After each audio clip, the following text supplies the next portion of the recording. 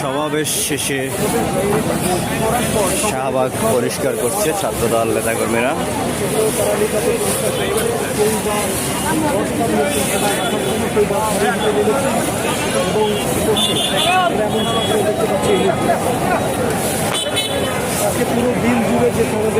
প্রতিটি ইউনিটে প্রোগ্রাম শেষে পরিষ্কার করার জন্য নির্দেশনা আগে দেওয়া আছে প্রতিটা প্রেসিডেন্ট সেক্রেটারির কাছে।